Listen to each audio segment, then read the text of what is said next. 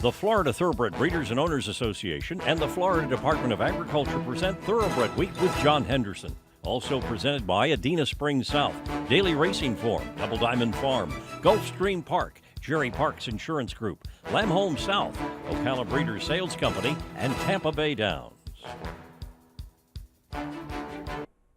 Hello everyone and welcome to Thoroughbred Week featuring Preakness weekend stakes action from Pimlico, including a Derby rematch in the second jewel of the Triple Crown and a 1-2 finish by stablemates in the Grade 2 Black-Eyed Susan Stakes. We begin with sprinting fillies and mares at Belmont Park in the Grade 3 Vagrancy Handicap. Paulassilverlining, the 1-5 favorite. John Embrial picks up the call. And now they're moving for the top of the stretch. Still a battle up front. Mamma Mia Madeira on the outside and West Coast Chick at the rail. The half went in 45 1/5 seconds. Now Paulassilverlining looking for a way through, and here she comes. Paulassilverlining splits horses, takes over the lead, and now has opened up. Paulassilverlining quickly in front by 3. Then it's West Coast Chick, Stormy Sky, Mamma Mia Madeira, and Blithely. Paulassilverlining wins the Vagrancy. Odds on favorite Paulassilverlining by ADENA Springs Stallion Ghost Zapper, an easy 3.5 length winner over West Coast Chick. The 4th victory on the card for Jose Ortiz. Time of the race 1:15-4. Back-to-back graded stakes victories for Paulassilverlining, who easily defeated Cavorting in the Grade 3 Distaff Handicap. The 4-year-old filly was bred in Kentucky by her owner, Vincent Scuderi. The second winner on the card for trainer Michelle Nevin, Paulassilverlining has earned nearly $609,000. Paulassilverlining paid $240 to win and is the Malone's favorite of the week, presented by Malone's, Lexington's favorite steakhouse. To Santa Anita for the Grade 2 KONA Gold Stakes. Subtle Indian, the 4-5 favorite. Michael Rona has the call. 3/8 left to go. Subtle Indian by 2.5. He's coming back to the pursuing pack. Cautious Giant second from Coastline. Dream Saturday in the 4 path. Wild Dude close enough if good enough. They've engulfed Subtle Indian coming to the top of the stretch. And he's lugging. The rail presenting itself here for Bejarano on Wild Dude. Meantime, Cautious Giant in with a shot. Next is the Grey Coastline, past the 8th pole, Subtle Indian. On the inside, Wild Dude pulling level, followed by Cautious Giant, Coastline. Wild Dude on the inside, a millionaire today in fine style. Florida-bred Wild Dude runs by Subtle Indian to defeat the odds-on favorite by a length. Rafael Bejarano aboard the 2-time OBS Sales graduate in 1:15 flat. The Jerry Hollendorfer trainee records his first victory since he captured the Grade 1 Santa Anita Sprint Championship last fall. A $9,000 OBS October weanling turned $42,000 OBS April 2-year-old. Wild Dude has banked $1,095,000. The veteran sprinter is owned by Hollendorfer and Green Smith. The 6-year-old horse by Wildcat Air was bred in Florida by Versatile Thoroughbreds. Florida-breds, race him or chase him. To Pimlico for the Grade 3 Maryland Sprint Handicap. Saludos Amigos, the 6-5 favorite. Dave Rodman has the call. 23-2 is that opening quarter as they move toward the top of the stretch. Cinco Charlie with Always Sunshine coming from second. Negrito, and on the inside is All-Star Red, and they're followed by Sunny Inspired. Saludos Amigos way out in the center of the track is last. 46-3 was the half mile. There's a furlong left to go. Always Sunshine roused to open up 3 lengths. All-Star Red is giving chase from second. Cinco Charlie, and they're followed by Rockin' on by. They're close to the wire. Always Sunshine on a cloudy day here at Pimlico. 9-5 second choice, Always Sunshine, the winner by 2.5 lengths over Longshot All-Star Red. Frankie Pennington aboard the Florida-bred in 1:10-2. Runner-up in the Grade 2 Tom Fool Stakes in his seasonal debut, Always Sunshine was coming off an 11.5 length allowance victory at Parks Racing. Trained by Ned Allard, Always Sunshine has earned nearly $314,000 for Stonehenge LLC. The 4-year-old colt by West Acre was bred in Florida by Gilbert Campbell. Florida-breds, race them or chase them. Watch Thoroughbred Week replays online at tbredweek.com.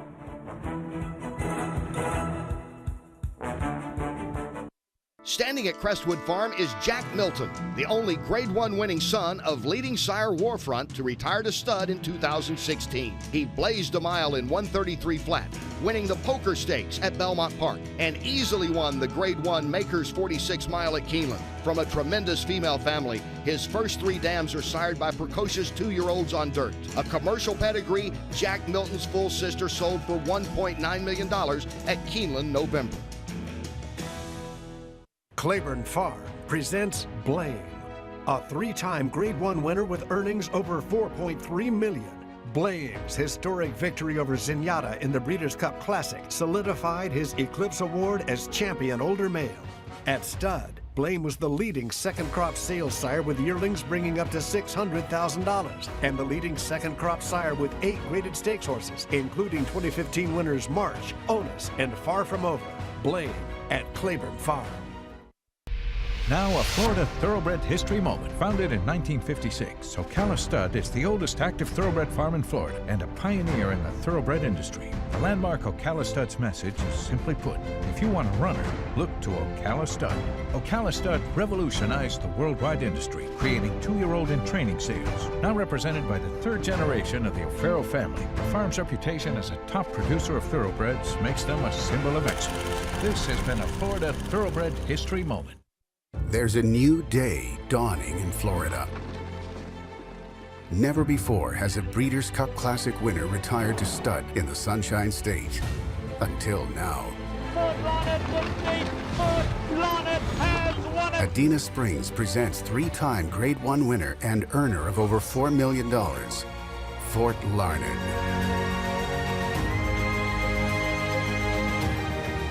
New to ADENA Springs South.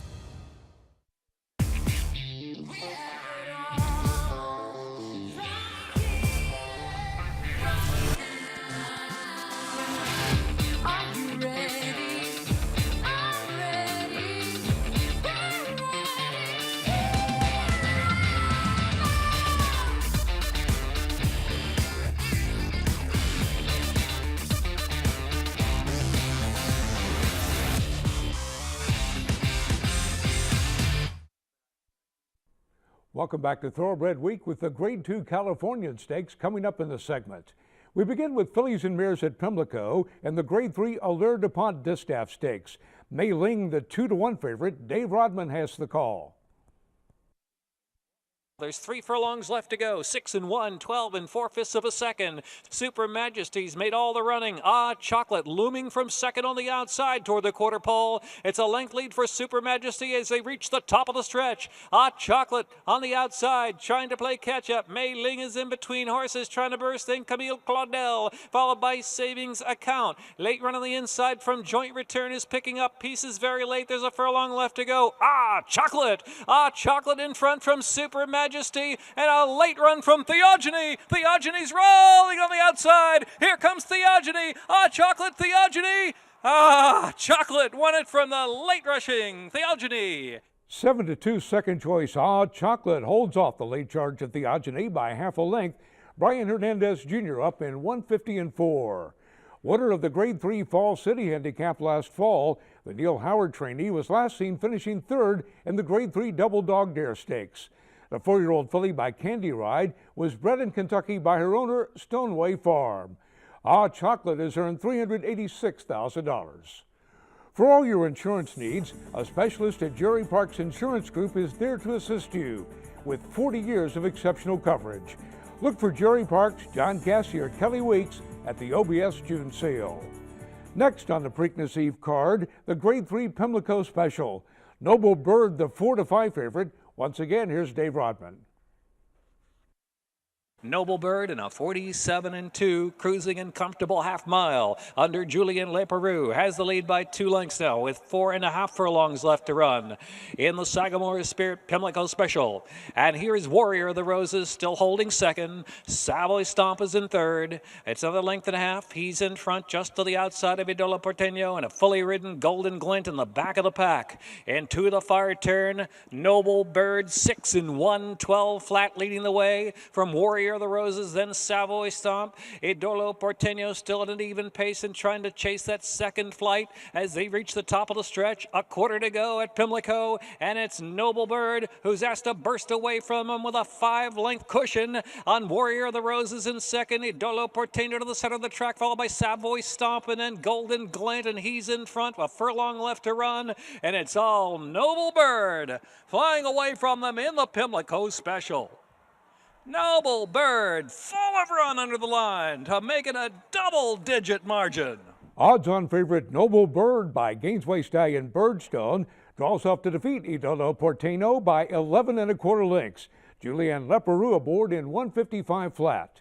After finishing last in the Grade 3 Ali Sheba Stakes, the Mark Casse trainee regains the winning form he displayed while taking the Grade 1 Stephen Foster handicap last fall.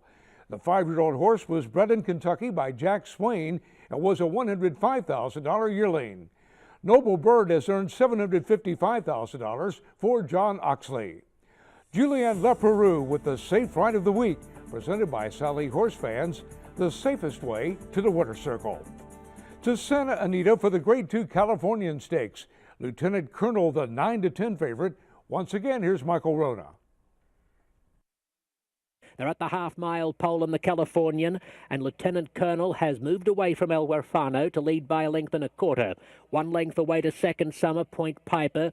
They've been close together the whole way so far. A gap of 3 lengths then to Hard Aces on the inside of Follow Me Crev. They're at the 5/16, and Lieutenant Colonel in charge. On the outside, Point Piper's coming after him, and Second Summer in the hot pink also. In fact, Second Summer ranges up quickly to join Lieutenant Colonel on the turn for home. He's gone straight past Lieutenant Colonel, and at the top of the stretch, a new leader in the Californian. It's Second Summer, kicking 2 in front of Lieutenant Colonel, and from the rear of the field, Hard Aces starting to come home well. Point Piper flattening out. Second Summer with the lead from Lieutenant Colonel and Hard Aces. Second Summer will win. Second Summer from the hard-charging Hard Aces. 9-1 Second Summer takes it by a length over Hard Aces. Mario Gutierrez aboard the Keeneland Sells graduate in 148-1. After winning allowance races at Santa Anita and Los Alamitos in his last 2 starts, Second Summer advances to Graded Stakes Company to make it 3 in a row. A $72,000 Keeneland September yearling, Second Summer has earned $270,000 for Sharon Alicia, Siaglia Racing, Mark Farrell, and Slam Dunk Racing. The 4-year-old gelding by Summer Bird was bred in Florida by Richard Schultz. Florida-breds, race him or chase him. Spendthrift Farm Snagget Malibu Moon is on the rise in 2016. With Grade 1 Bet Mile contender Stanford and Grade 1 Acorn Stakes winner Karina Mia. Malibu Moon was strongly represented at the Mid-Atlantic sale, with 2-year-olds selling for up to $500,000.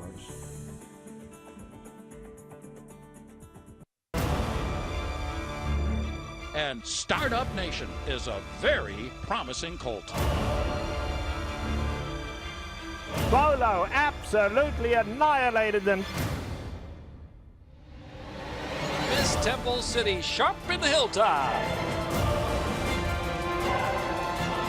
Papa Cool, exploding through under a hand ride here. Very impressive. OBS June, the 2-year-old source of 79 stakes horses since January 1st, 2015, including Celestine, impressive winner of the Grade 2 Honey Fox Stakes, and multiple California Graded Stakes winner Big John B. Over 1,200 juveniles are cataloged for the OBS June sale June 14th through 17th. The undertax shows will span 6 days, beginning Sunday, June 5th. OBS, we measure success by performance. Daredevils love speed.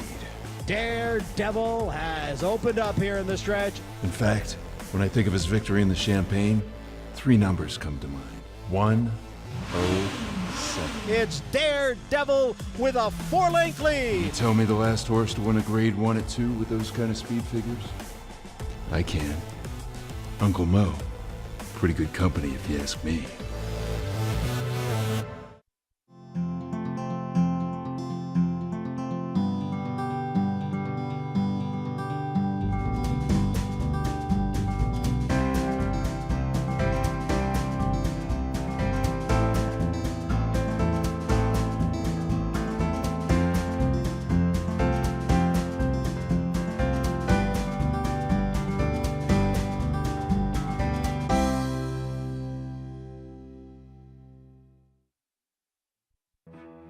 Florida-bred. He is not just a racehorse. He is our heart. He is our toil and sweat. He soaks up the bright sunshine, becoming mighty and strong. He feasts on our abundant grass and drinks our mineral-rich water. He is a way of life, our champion. His excellence brings us chills as he competes, inspiring us to greatness. He is our purpose, our soul. He is a Florida-bred. Welcome back to Thoroughbred Week with the Grade 2 Black-Eyed Susan Stakes coming up in the segment. Turf fillies and mares at Pimlico in the Grade 3 GALLORETTE Handicap. Tiger Ride, the 9-5 favorite. Dave Rodman has the call. Around the far turn, 3 furlongs to go. Joe's DeCinimo, Mizz Money asks for a little more run from second, and Flying Tipat third. Old Fashioned Gal, the Rail Racing fourth. Vielsom is next in fifth, and trying to whip around them now is Heath from the back of the pack, and Tiger Ride looming just in behind that group, and they're into the stretch now. Joe's DeCinimo and Mizz Money tackles from the outside, and Vielsom out in the middle of the track along with Flying Tipat. Heath is farthest out and coming on the run. Heath trying to level off Mizz Money, trying to get the money. Mizz Money, Vielsom. Mizz Money, Vielsom. Heath on the outside. Heath is closing. Vielsom, Mizz Money, Mizz Money. 9-2, Mizz Money takes the three-way photo by a head over 76-1 Vielsom, who has a nose on late closing Heath. Javier Castellano up in 145-4. The Bernie Flint trainee won or placed in her last 4 starts at Fairgrounds. The 4-year-old filly by Mizz and Mast was bred in Kentucky by Flint, along with co-owners LTB Incorporated and Ron Hillerich. Mizz Money has earned $338,000. Darby Dan freshman sire Dialed In was recently represented by his first winner from his first starter when 2-year-old filly Maximum Edge impressively captured her debut in a maiden special weight May 20th at Churchill Downs. Next from Pimlico, turf horses in the Grade 2 Dixie Stakes. Grand Arch, the 2-1 favorite. Again, here's Dave Rodman. A half in 48 2/5 of a second on this good turf as they head on for the far turn. El Kabir Za approval. Captain Dixie continues to move up, and here's Conquest Typhoon right there as well as they round the far turn. Conquest Typhoon now coming back on the outside there.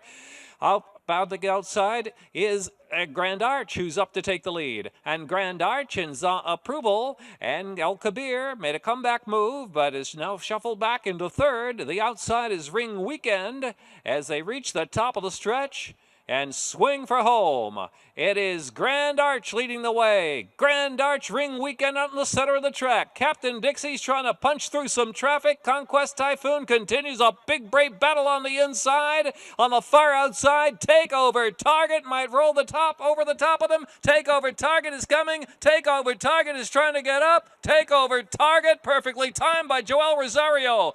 Takeover Target rallies from last to defeat Ring Weekend by a neck. The favorite Grand Arch third for a sweep by Keeneland Sells graduates. Joel Rosario up in 144-3. A graded stakes winner at Saratoga and Belmont Park last year, the Chad Brown trainee was coming off a runner-up finish in the Danger's Hour Stakes at Aqueduct. The 4-year-old colt by Harlan's Holiday was bred in Kentucky by Dorothy Matz and was a $175,000 Keeneland September yearling. Takeover Target has earned nearly $796,000 for Klarovich Stables at William H. Lawrence. Time for 3-year-old stakes action presented by BC2A Paste. Reduce the likelihood of tying up with BC2A Paste. Sprinting 3-year-old fillies in the Grade 3 ADENA Springs Miss Preakness Stakes. Our Girl's a Charmer, the 5-2 favorite. Dave Rodman has the call.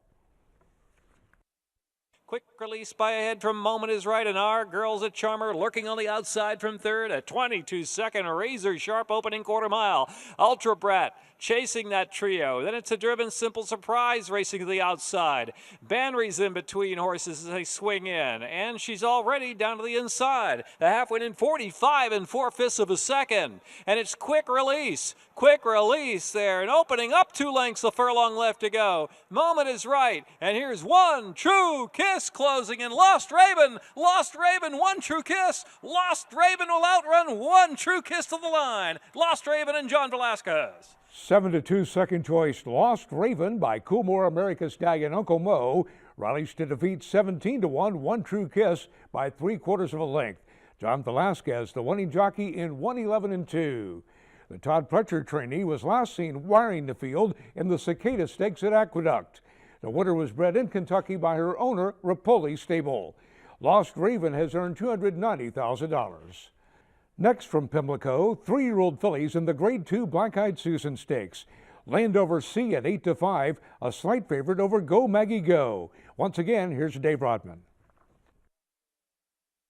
Go, Maggie, go. And Kinsley Kisses on the outside, matching strides. Midnight on Oconee, stalking that pace in third position, and Ma Can Do It is next in fourth. And Mom's on Strike on the outside, fifth, 2 more lengths. She's a Warrior is next. And to the inside is Landover C, trying to get motivated now, some 10 off the lead. Riding the inside with 3 furlongs to go and under a drive is Landover C, 6 and 1/13 and 2/5 of a second. They reach the top of the stretch in the Black-Eyed Susan Stakes. And it's been Go, Maggie, go, and Kinsley Kisses in the battle throughout. Mom's on Strike on the outside in third, and on the inside is Ma Can Do It in fourth. Landover sees to the center attack. It is plenty to do at this point. There's a furlong left to go, and it is Go Maggie Go. Go Maggie Go finally shakes free of Kinsley Kisses. The outside is Mom's on Strike, who's running a big one, and to the inside is Ma Can Do It. Go Maggie Go, wandering a bit to the crowd at Pimlico to win. 8-5 second choice Go Maggie Go by Adena Spring Stallion Ghost Sapper defeats her 50-1 stablemate Ma Can Do It by 2.5 lengths. Luis Saez aboard in 151-4. The start of a big weekend for Dale Romans, who trains both the winner and the runner-up. Go Maggie Go easily won the first 2 starts of her career, including the Grade 2 Gulfstream Park Oaks, before finishing 4th in the Grade 1 Kentucky Oaks. The winner was bred in Kentucky by her owner, Mike Tarp. Go Maggie Go has earned $371,000. Coming up, a Derby rematch in the Preakness.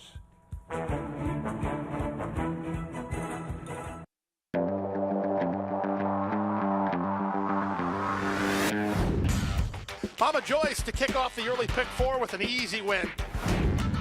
It's First Heritage in front. First Heritage begins to edge away.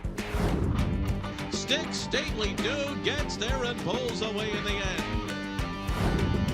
But here's Floridora on the outside, and it's the New York Invader, Floridora, to win it.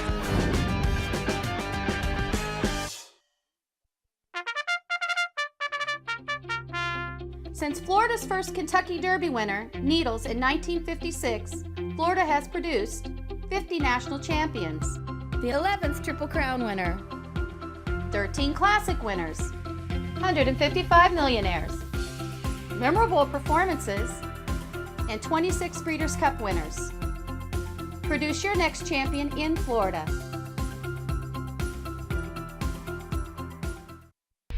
Now a Florida Thoroughbred history moment. Founded in 1956, Ocala Stud is the oldest active thoroughbred farm in Florida and a pioneer in the thoroughbred industry. The landmark Ocala Stud's message is simply put, if you want a runner, look to Ocala Stud.